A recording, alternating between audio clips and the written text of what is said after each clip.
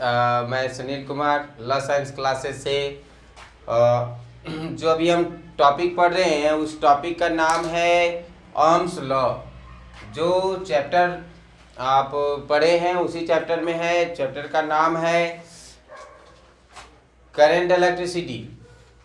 तो जितने सारे भी टॉपिक आप लोग को हम बताएं, जैसे कि करंट डेंसिटी और करंट के बारे में बातचीत किए, तो आज जो है आज का टॉपिक है ओम्स लॉ। ओम्स लॉ आज का टॉपिक भाई ओम्स लॉ है। और ओम्स लॉ आपके लिए इम्पोर्टेंट है। ओम्स लॉ से ही व्हीटस्टोन ब्रिज को कैलकुलेट करेंगे, उसका जो है रेशियो को हम दिखाएंगे कि कैसे Wheatstone balance condition Wheatstone bridge, unbalance condition Wheatstone bridge, और आपको फिर बताएंगे पैरेलल कॉम्बिनेशन, सीरीज कॉम्बिनेशन, ये सारी डील जो है ओम्स लॉ। अगर आप ओम्स लॉ को बेहतर तरीका से सीखते हैं और उसके बाद ओम्स लॉ को यूज करते हुए फिर किरचॉफ लॉ पढ़ेंगे, और किरचॉफ लॉ को यूज करते हुए अब पैरेलल कॉम्बिनेशन, सीरीज कॉम्बिनेशन, दोनों लूप लॉ, जंक्शन लॉ, इतना सारा टॉपिक क्लियर करेंगे। तो पहला टॉपिक जो है ओम्स लॉ है। तो भाई ओम्स लॉ को हम डील कैसे करेंगे? ओम्स लॉ जो है पिछला जो हम पढ़ाए थे उसी के बेसिस से पढ़ाते हैं। जैसे कि J directly proportional to applied electric field. J जो है करंट डेंसिटी है। J जो है current density, the current density through any conductor. भाई हम उस दिन बताए थे कि करंट डेंसिटी या फिर हम जो व्हीटस्टोन क्या बोलते हैं उसको ड्रिफ्ट वेलोसिटी बताए थे, तो कंडक्टर लेके आए, हम उसको प्रूव किए थे। कंडक्टर नहीं रहेगा तो करंट नहीं चलेगा भाई, करंट नहीं होगा तो करंट इलेक्ट्रिसिटी पढ़ ही नहीं पाएंगे। तो करंट के बारे में कंसेप्ट है, तो current density through any conductor. जैसे करंट डेंसिटी है तो करंट डेंसिटी का बेसिक पार्ट जो होता है J बराबर I by A. J is equal to I by A, तो A को इधर भेज देंगे भाई तो I बचेगा, तो J A is equal to I, और I बराबर NEAVD जानते हैं, तो JA NEAVD। A मेरा कट गया भाई, तो सीधा J is equal to NEVD। ये भी रिलेशन है करंट डेंसिटी का ये भी रिलेशन है। तो करंट डेंसिटी अगर थोड़ा सा पॉइंट्स अगर छूटा है तो उसको मेंटेन कर लीजिए। और फिर आगे हम current density through any conductor directly proportional to applied electricity by Ohm's law. Ohm's law के द्वारा जो है आप लोग करंट डेंसिटी को देख सकते हैं। Current density is directly proportional to applied electric field. अब हम बातचीत करते हैं, जैसे कि ये था। अब हम अगर I इज इक्वल टू यहाँ से लेके चलते हैं तो I इज इक्वल टू हो जाएगा भाई, दो वेक्टर का डॉट कॉस थीटा में आ जाता है, तो क्या हो जाएगा JA कॉस थीटा। J और A को डॉट करेंगे JA कॉस थीटा में चला जाएगा। ये थीटा जो है angle between current density and area vector, angle between current density and area vector. इतना पार्ट हम आप लोग को करंट डेंसिटी के बारे में बता दिए। तो फिर से चलते हैं ओम्स लॉ की ओर। ओम्स लॉ क्या है? Ohm's law, the current density through any conductor is directly proportional to applied electric field. आप इसे नोट कर लीजिएगा, the current density through any conductor is directly proportional to applied electric field according to Ohm's law. अब हम बातचीत करते हैं इससे प्रोपोर्शनल को अगर हम रिप्लेस करते हैं भाई, इस प्रोपोर्शनल को अगर हम रिप्लेस करते हैं तो हो जाएगा J is equal to sigma into E. ये जो होता है पॉजिटिव कांस्टेंट होता है, ये डिपेंड्स करता है nature of wire, material of wire कि किस प्रकार का मटेरियल पे बना हुआ है और ये होता है रेसिस्टिविटी का रेसिप्रोकल। ये कंडक्टिविटी होता है भाई, conductivity is the reciprocal of resistivity. Just as इसके बारे में जानते हैं, ये पॉजिटिव कांस्टेंट होता है,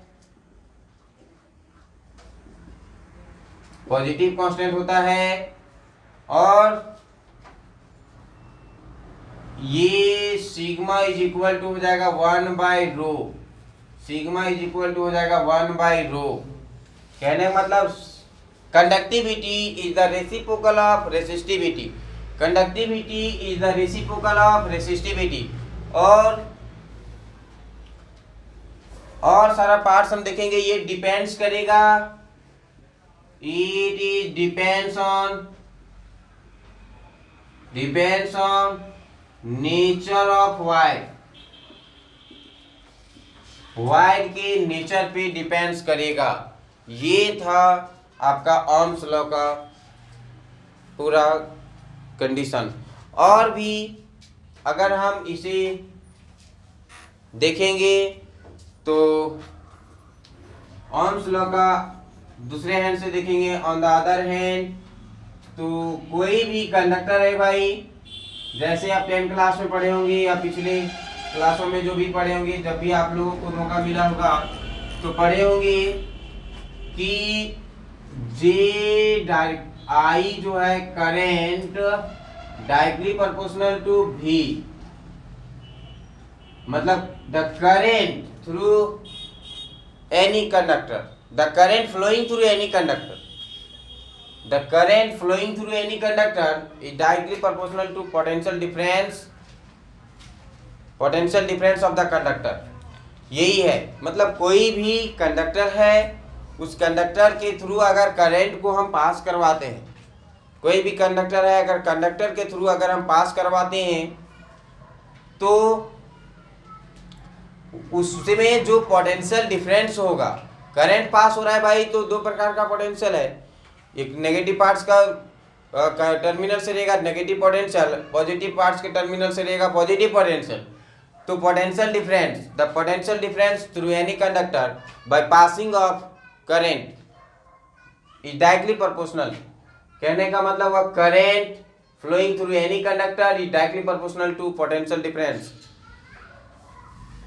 इस प्रोपोर्शनल को अगर हम रिप्लेस करते हैं, हटाते हैं, V is equal to I R, V is equal to I R, V is equal to I are, जहां पे R जो होता है रेसिस्टेंस होता है, R जो होता है रेसिस्टेंस होता है भाई, और ये रेसिस्टेंस होता है, रेसिस्टेंस जो होता है, रेसिस्टेंस का फॉर्मूला हो जाएगा R बराबर ρl बाई ए। तो ये रेसिस्टेंस तीन फैक्टर पे डिपेंड्स हो गया, नेचर ऑफ वायर पे, नेचर ऑफ वायर पे, लेंथ ऑफ वायर पे, लेंथ ऑफ वायर पे, लेंथ अगर बढ़ाएंगे, लेंथ को अगर हम वायर की लेंथ को बढ़ाएंगे भाई, वायर की लेंथ को अगर हम बढ़ाएंगे तो रेसिस्टेंस बढ़ेगा, लेंथ ऑफ वायर बढ़ाएंगे तो रेसिस्टेंस बढ़ेगा। और अगर हम क्रॉस सेक्शन, ये क्रॉस सेक्शनल एरिया पे भी डिपेंड करेगा, वायर की क्रॉस सेक्शनल एरिया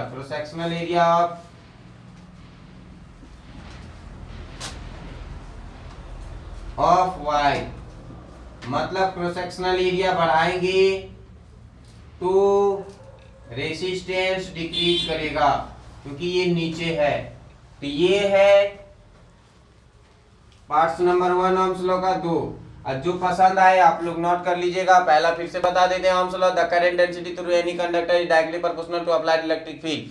ये करंट डेंसिटी के अनुसार the current passing through any conductor, the current passing through any conductor is directly proportional to the potential difference of the conductor. ये था second hand, मतलब दूसरे hand से हम देखेंगे तो ये था ओम्स लॉ का पार्ट्स।